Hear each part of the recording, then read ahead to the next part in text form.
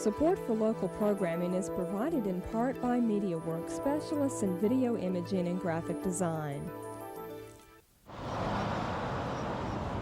This time on Postcards from the Road, the crew travels to Cairo, Georgia to meet a man who makes people out of rubber, a woman with a passion for pigs, and a man with a passion for pencil sharpeners. We'll visit the Birdsong Nature Center, meet some remarkable young men, and then travel to Wiggum, where we'll sample the tranquility of life in a small town. And if you think there's no excitement, wait till we visit the annual Rattlesnake Roundup. Our guest hosts for this evening's show are the mayors of Wiggum and Cairo, George Trulock and Dan Wells. Hello, welcome to Postcards. Oh, no, that ain't gonna work. Why? We're gonna have to be democratic about this thing. How many votes you get? It don't matter how many votes I Yes, got. it does. How many did you get, No, George? it doesn't matter. I won, just Hello. like you did. Welcome to Postcards. No, wait, That ain't gonna work now. I have a solution.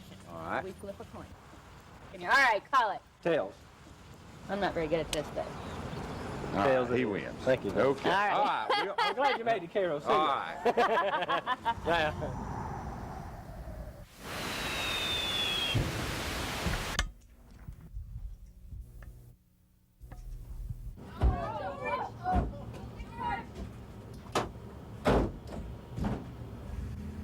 Hello and welcome to Postcards from the Road. I'm Dan Wells, Mayor of the City of Cairo.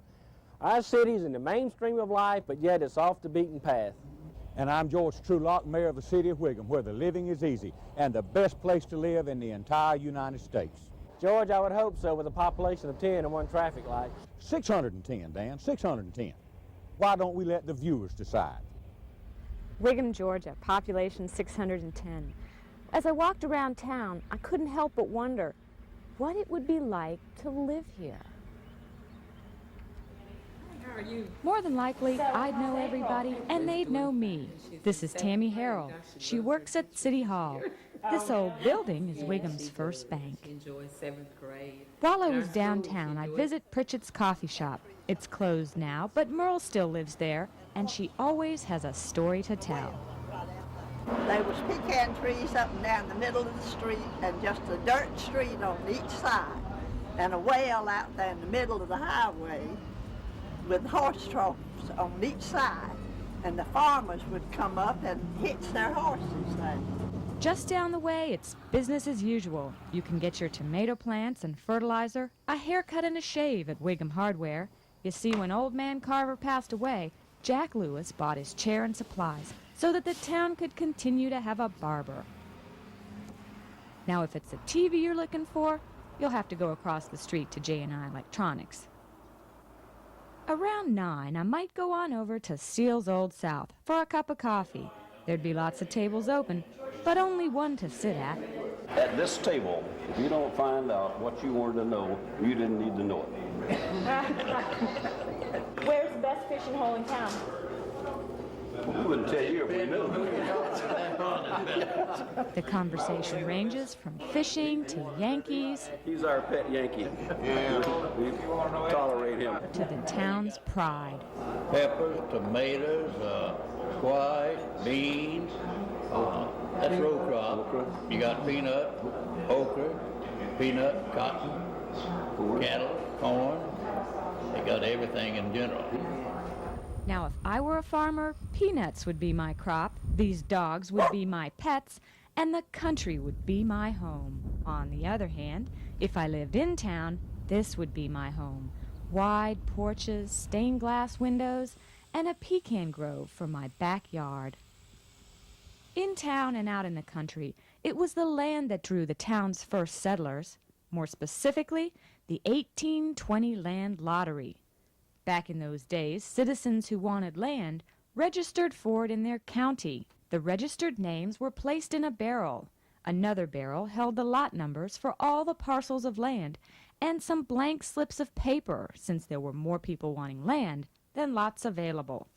Then county commissioners drew from each barrel simultaneously. Lottery winners received a plot of land and a grant signed by the governor, stamped with the seal of the state of Georgia. The town grew, and the name was changed to Wiggum, and then in parentheses, formerly the town of Harrell. Nobody knows why, but they say it was changed for Thomas Wiggum, one of the town's earliest landowners. But if I lived in this town, I'd live in the present. I'd take pride in our brand new park, the lights that line Broad Street and Wiggum Elementary School. I wouldn't worry about carjackings, pollution, or urban sprawl. I'd enjoy the countryside, my family and friends, the PTA, and fishing on Sundays. If I lived in such a tiny town, I'd like it just fine. Hey, Merle. Hello. How are you? Fine. Okay, Dan, we've just come from a quick tour of Wiggum. Now let's see you top that anywhere in this country.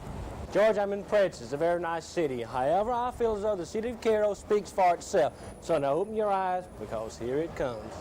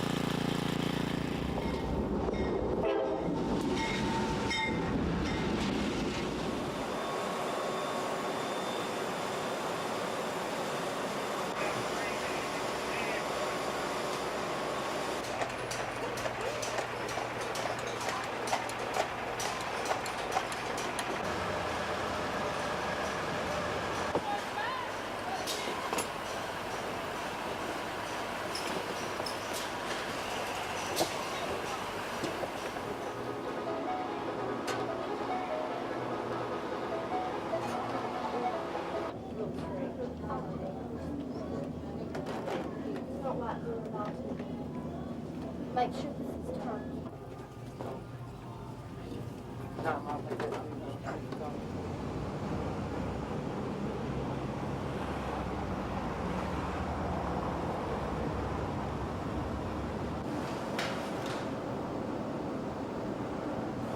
We're fixing to get busy.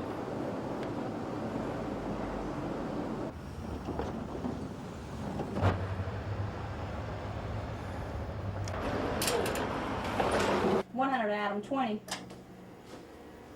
Good. Signal 35.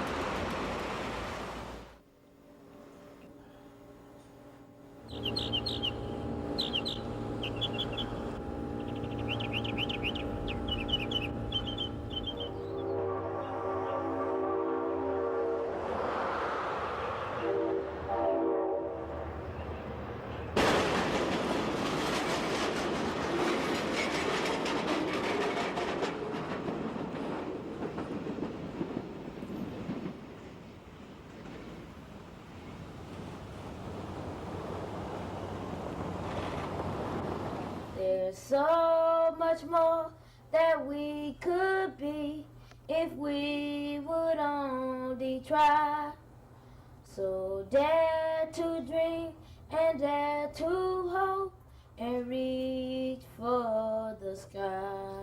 Before I got into it, I used to stay out a lot and didn't do my homework. But now since they addressed to us that we need to stay off the streets and stay in the house and get your work, so I done started staying in the house and studying and all. And so my grades done came up. I never had a failing grade, but my C's done came up to B's and A's. Eddie and other boys in the Boys to Men mentoring program in Cairo, Georgia, are residents of the Hotbed, the Heights, nicknames of neighborhoods where African-American boys are up against the odds of falling deeper into poverty, out of high school, or being incarcerated. Stressing being knowledgeable in black history, having career goals and good grades, the program offers the boys scholarships and outreach programs to universities to learn the principles of Kwanzaa, and recently it included a trip to the nearby Rattlesnake Roundup in Wiggum, an adventure for some of the boys because they have never ventured outside of Cairo. We have kids that are not passing grades. We have ways of bringing it up through a reading center. We have tutoring classes. and we try to, if they attend those tutoring classes and things, we pretty much give them points for that, you know. So there are many ways to get here, but if you're failing and we are aware that you are failing, we just kind of, you know, hold you to the side until you prove to us that you are concerned about the program. And concerned, one boy and others like him are in Cairo about the program, but also about picking okra and other vegetables for $3 a hamper to obtain the bare necessities of life. I just go over there and, you know, work, give me a little money, then I go put me some clothes up on Lilway or something, so I look decent going back to school. Christina Bell, a native of Cairo and tutor with the program, says it offers the boys academically what they need but can't get in the school system productively. One-on-one attention.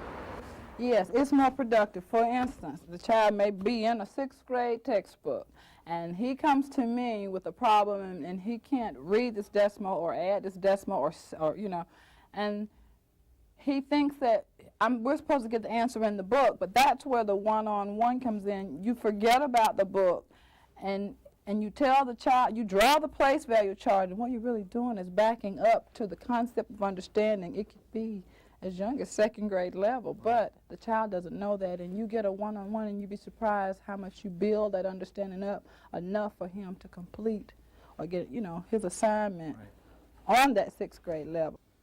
And it's that understanding that 2 members of the Boys to Men mentoring program are planning on using in their pursuit of their dreams, which are now far beyond the vegetable fields of Cairo. If I get the chance to see them live, I would like to move to New York. I would like to, or either Atlanta, and build my mom and dad a house, get them a car, and send them money, and that'll be it. Maybe settle down, have a wife, children, things like that. When I get out of high school, I'm going straight to college. Then when I graduate from college, well, while I'm in college, I'm gonna join ROTC. Then when I graduate from college, I'm going out to have my own business. Kuji Jakalia, which means self-determination.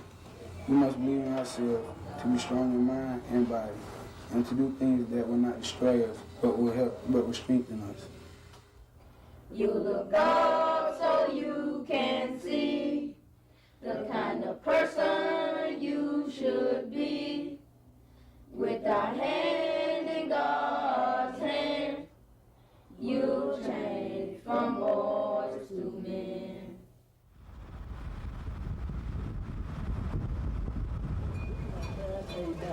Here in the South, folks love festivals, and they'll take any excuse to put one on. Like, for example, in Wiggum, Georgia, they use catching rattlesnakes. We started some 33 years ago when we were having some bird dogs bitten in the woods. As you know, this is the quail capital of the world, South Georgia, and people treasure their bird dogs very much. So a number of bird dogs was bitten, and some guy says, why don't we just see if we can eliminate some of these critters, and that's how the event started. Nowadays, this fearsome creature is hunted for its venom, which is used to make anti-venom and in medical research.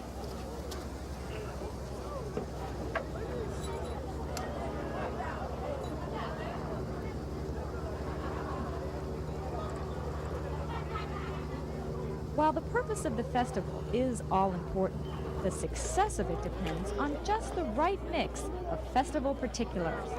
To start, you've got to have lots of folks, young and old, big and small, rich and poor. And where there's money to be spent, there's sure to be vendors and souvenirs, demonstrations, attractions, gimmicks, and food. Preferably the kind that contains lots of fat, sugar, and salt, and very little nutritional value. Festivals also give us the opportunity to spend some quality time with the family. We found the Cobb family reminiscing about, well, you guessed it, catching rattlesnakes. Fast. You'd be surprised how fast you move when you know you got to. What are you laughing at? They thought it was funny. We thought it was funny. Snake was laying out, and he walked up to a hole and went to take a step, and when he did, a snake flopped over, hit him in the boot, and he fell backwards. Yeah. The Snake King is what he was called. He called himself the Snake King at that time. At one time, and he ain't called himself that since. Telling stories, eating junk food, watching rattlesnakes. Whatever the activity, the festival is an age-old tradition. And about the only thing that has ever changed is the reason to have one.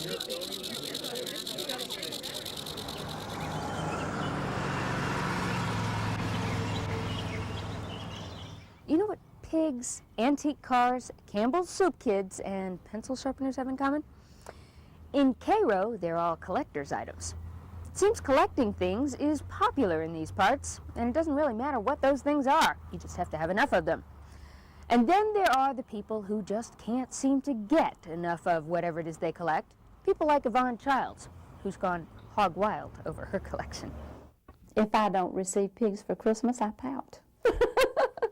Pigs are Yvonne's passion, and her penchant for the pugnacious porker borders on, well, piggish. Everywhere we go, I head straight to a gift shop.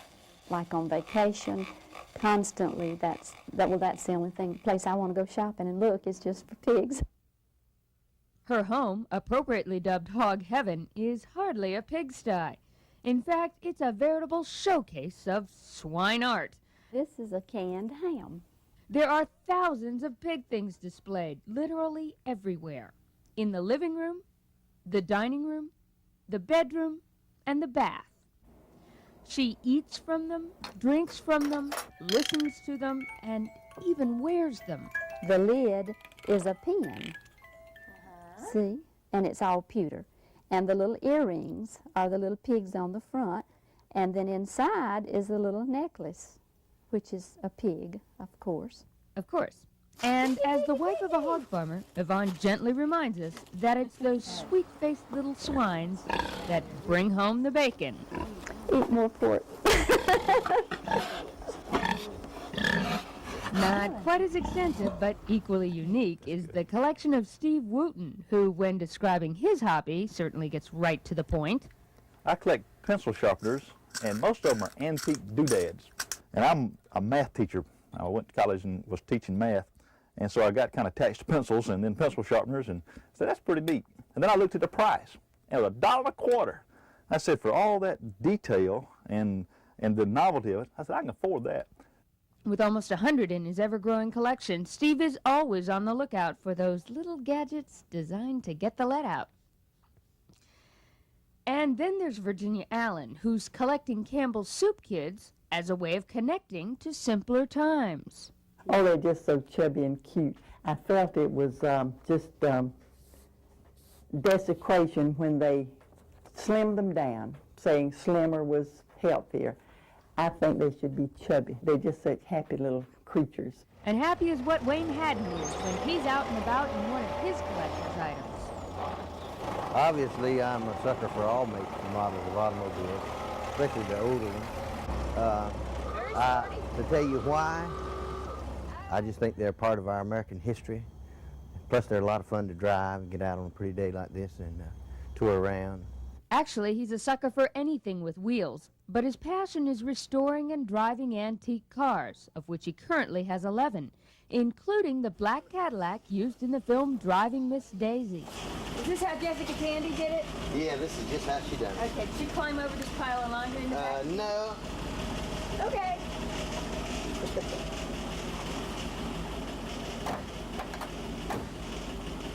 As I reclined in the back seat of Miss Daisy's car, I realized that all of the collectors I had met in Cairo had something in common.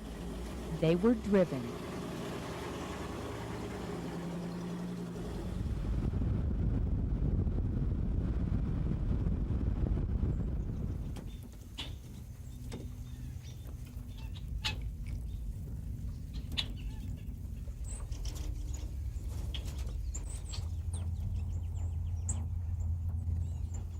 Now people ask why the other is called the red belly. Well, you can't call it the red-headed because this is red-headed. With sensual sounds and a vast rainbow of colors, the birds of the Birdsong Nature Center near Cairo, Georgia, are the featured attraction for visitors young and old. But along with the birds, Birdsong has a lot more to offer. We've got Big Bay Swamp that runs down the middle of Birdsong right here. We've got the Gin House Field. we came across this way, which we burn every year in December, and that keeps it in a grassy, herbaceous successional stage, and then the crimson clover comes up and provides a good winter food source. It's also the main place we have our bluebird trail, because that open grassy habitat provides a lot of insect life for the bluebirds. What we try most of all is just keep the love of birds, and don't have to know the facts or anything if you don't want to, if you just...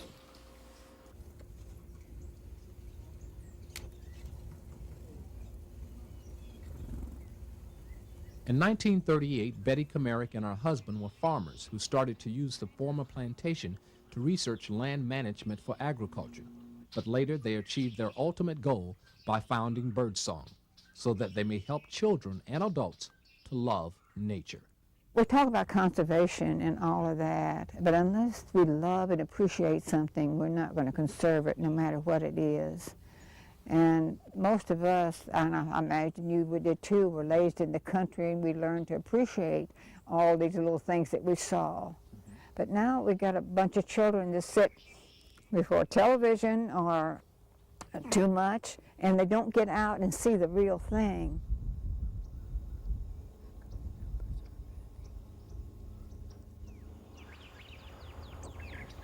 Martins, woodpeckers, and various other birds from as far away as Argentina are all the real thing at Birdsong, and it's that magic of nature that Betty says she wants people to nurture. I think it's marvelous that God's Word is so marvelous, but so is God's works so marvelous. And we can combine the two, and that we just feel better and all.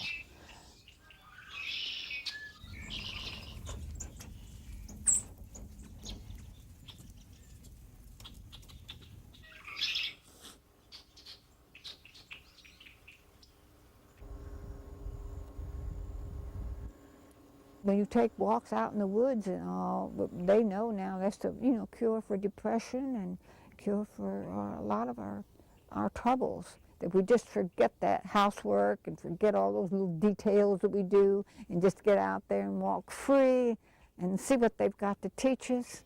It's just the nicest gift that God could give us.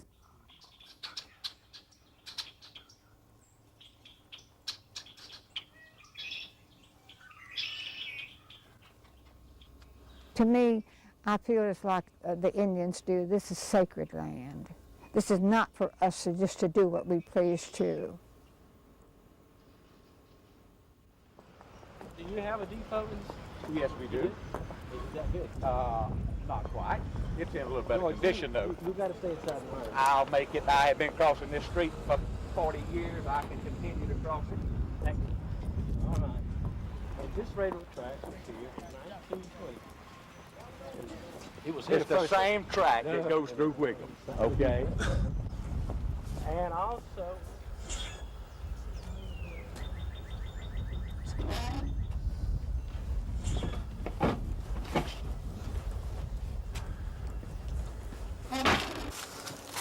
I guess it's kind of a need. I have to let him out. To some people who don't really know him, Marty Ray may seem a little light in the loafers. After all, he does spend most evenings in the crawl space under his house making body parts out of rubber.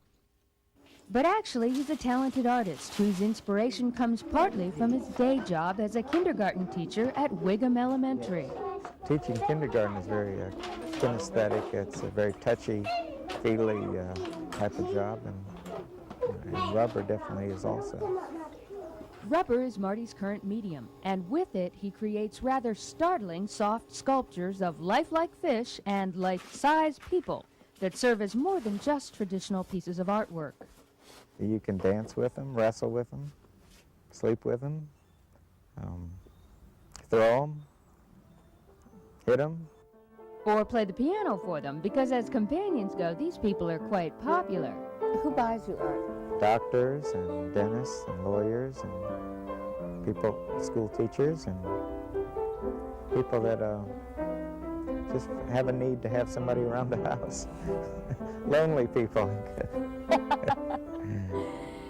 The creation of a safe sculpture, as Marty puts it, takes several weeks, and the outcome is rarely predictable.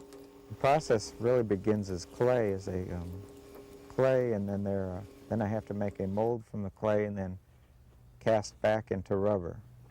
So in the clay process, that's when they develop their own personalities. Such as that woman there, she started out to be a man, but she developed into a woman. She transposed herself. The finished pieces sell anywhere from $150 to $250. But the sale's not the main item.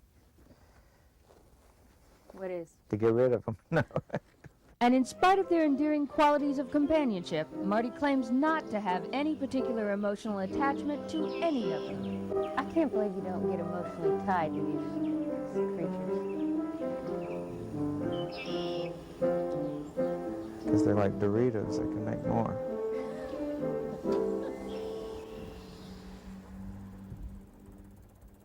Georgia, really, I'm impressed. It's not such a bad town you have here. No, it's not. You know, and Cairo's really not such a bad place either. Well, in light of that, I'd like to say, on behalf of Cairo, I hope you've had a nice day and enjoyed Postcards from the Road. And that's our show for tonight. In a puddle, they call it a tweedle beetle puddle paddle battle. And when beetles battle beetles in a puddle paddle battle, and the beetle battle puddle is a puddle in a bottle, they call this a tweedle beetle bottle puddle paddle battle muddle.